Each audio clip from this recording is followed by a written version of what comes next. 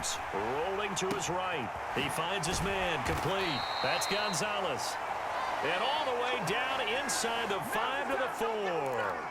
Hey, we want to let you know, give you a fair warning that coming up at halftime, the folks at EA Sports have put together a very nice package in tribute to Coach Madden. So make sure you stick around for that. Again, coming up at halftime.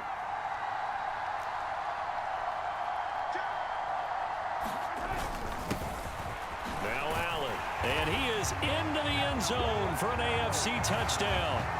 Marcus Allen taking it in from 4 yards out. And his guys are an extra point away now from taking the lead.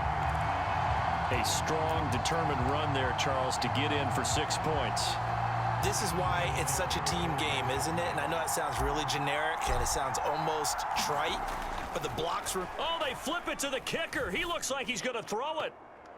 Looking end zone, but it's incomplete.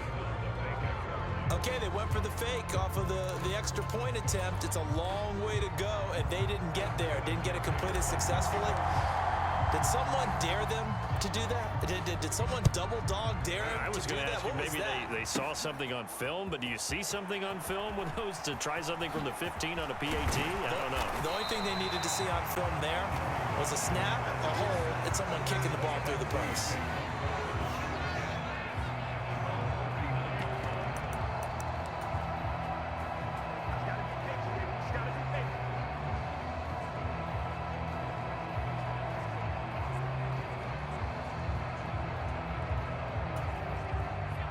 Ready to begin their next drive here, the NFC offense. The last time out, they had to march almost the full length of the field for their touchdown. So here, much easier, Charles, with this better starting field position. I love your sarcasm, but I love even more your observation because, look, what they did last time out, now with a shorter field, they should have a lot of confidence that they're going to put more points up on the board. So line of scrimmage still the 39 on 2nd and 10. Throwing is far. Over the middle, complete. That's Rice.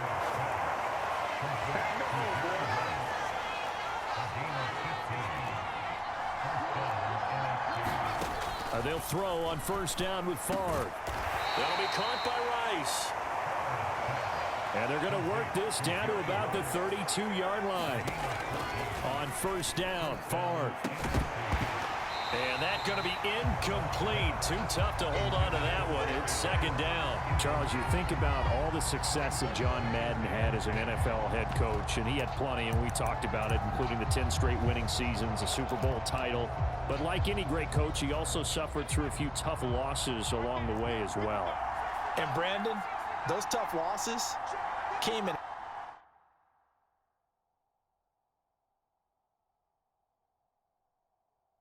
high-stakes games because they always had such great success. Think about it this way. 6 times in his 10 years, the Raiders were knocked out near the AFL championship game or the AFC championship game. There might be a divisional round exit. That's the one that bothered him most of all. Three Rivers Stadium, December 1972. Yes, the Immaculate Reception game. Franco Harris grabbing the ball that was deflected. Almost on his shoe tops, he picked it up and took it in for a game-winning score to give the Steelers a 13-7 victory. And partner, anyone who loves black and silver still doesn't believe that ball hit anyone in black and silver that day, and that play should never have counted. A good gain again. That's now 31 yards combined on those last 2 plays. I think he has to be saying to himself, how did that not wind up a touchdown? Remember, you just need the tip of the ball to cross the plane. It's not going to get there, but they're going to be set up in great shape with 1st and goal. Now the NFC going to take a timeout, their 2nd, as they'll stop the clock with 12 seconds to go in this first half.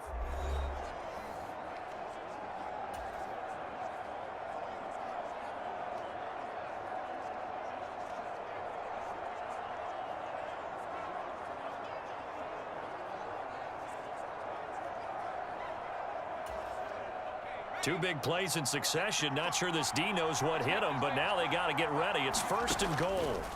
Now Favre. And that's going to be caught. Touchdown NFC.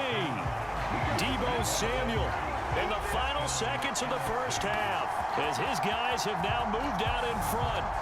So, Charles, that's 3 touchdowns on 3 drives, and it's just been an offensive barrage so far. Great word, partner, using barrage right there. I'm going to add another word if you don't mind. How about perfection? No surprise that they're leading right now. Absolute dominance throughout this ball game and no signs of slowing down. Extra point by Anderson, up and good. And they will take a 7-point lead.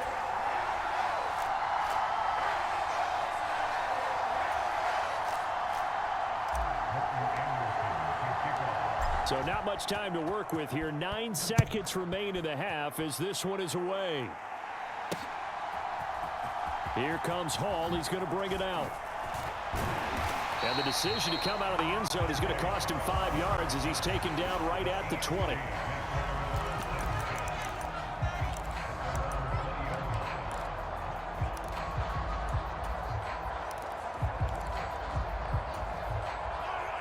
The offense for the AFC set to go now. And only 6 seconds on the clock, so time likely for just one play. He'll buy some time right. And this is caught. It's Brown. And past the 40 before he's out. So we are at halftime of the John Madden Legacy game, and now we present a special...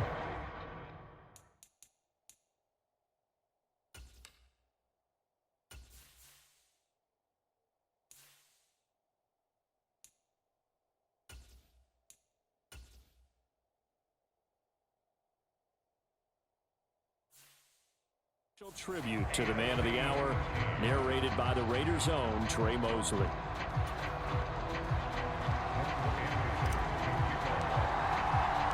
The AFC going to get the football first here as we are back underway from Oakland in the John Madden Legacy game. And this will be a touchback as that sails over the end line.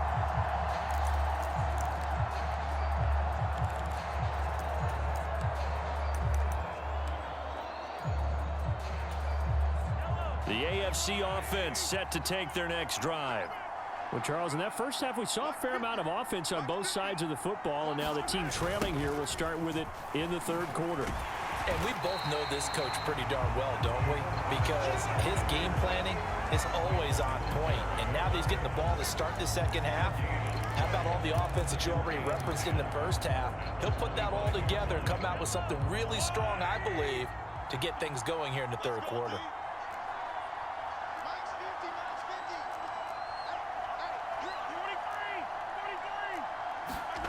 Throwing on second down. Mahomes dancing to his left. And that is incomplete. A lot of force bearing down on him there. He could not hang on. It's third down. So now, Charles, to pick up the story we've been telling, John Madden at 42. He just completed a 10-year stint as the coach of the Raiders. He wants to step away a bit from the grind of coaching, but he doesn't want to step away from the game of football. So he ends up signing on with CBS in 1979 to try his hand at broadcasting. And much like his coaching career, he was pretty much an instant success. Partner, he really connected with the people right from the start, and people may not remember, he wasn't even on the #1 team in the beginning. He worked his way up. But the same things that made him a great coach made him a great broadcaster. The ability to show the big picture, yet break it down into the details. That's what he did with his teams. That's what he did with the people. That way, he was simple to understand, yet insightful for viewers. And he did with that big personality that he had, one that connected with everyone.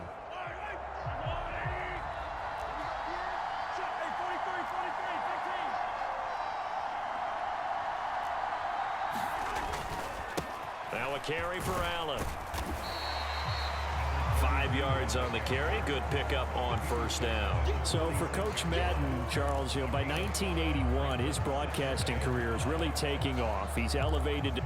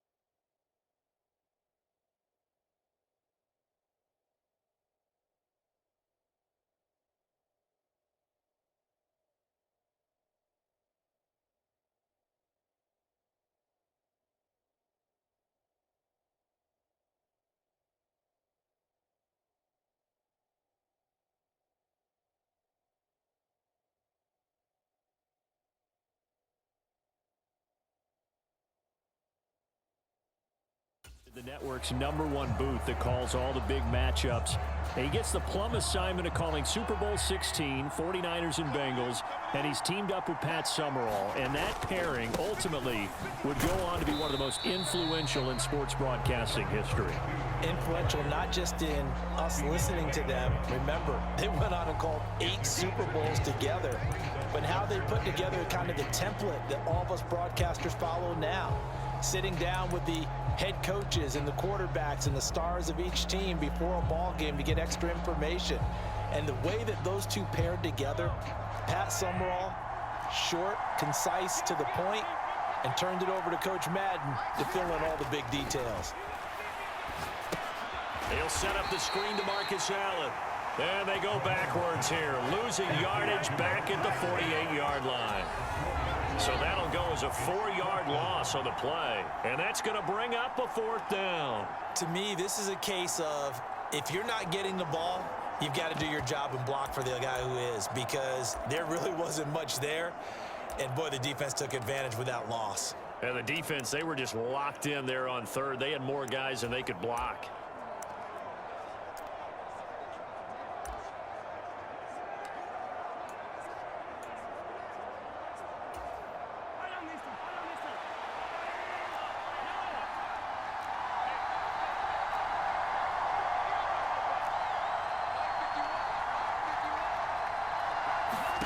Mahomes throwing on 4th.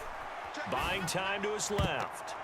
And it's incomplete. They cannot convert, and they turn it over. The AFC went for it, and it doesn't work out. And this defense is going to get the football back near midfield.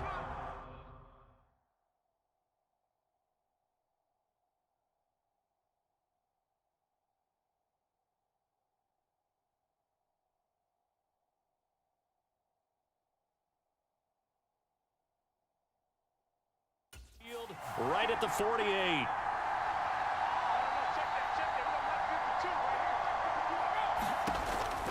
They start on the ground here at Sanders. Dances by him. And down he goes at the 49, a 3-yard pickup. As you mentioned, CD, talking about John Madden, the broadcaster, he called 8 Super Bowls with Pat Summerall, 3 more with Al Michaels later in his career. He spent nearly 3 decades in the booth all told. And not only was he beloved for his mannerisms, we know that, but he was an innovator as well. Yeah, Brandon, you're talking about things like the telestrator, which totally became identified with him, and now it's a staple for all analysts to have in the booth. And then you think about things like turducken on Thanksgiving, when he used words like boom and pow. He helped create the All-Madden team. He was a very popular commercial pitch man. And even the Madden Cruiser was unique, and you had to be someone to get a ride on it, too. They will look to throw. Montana. And that nearly the pick that they needed. He couldn't pull it in, though, and it's 4th down. How about this defense? They came up with a couple of big plays in this sequence, and none better than the one right there, forcing the incompletion and bringing up 4th down. Going to try to throw for it with Montana. Got a man. It's Randy Moss. And he will be taken down, but not before he's got the NFC first down. So they take a chance on 4th. Why not in this game? And it's going to pay off with a new set of downs. On 1st and 10, it's Sanders. And he can only manage to get a couple. 2nd and 8 coming up. So through 3 quarters of the John Madden legacy game, it's the NFC Stars and young Coach Madden on top. And we'll be back to the Coliseum after this. 2nd down, and back they go to Sanders.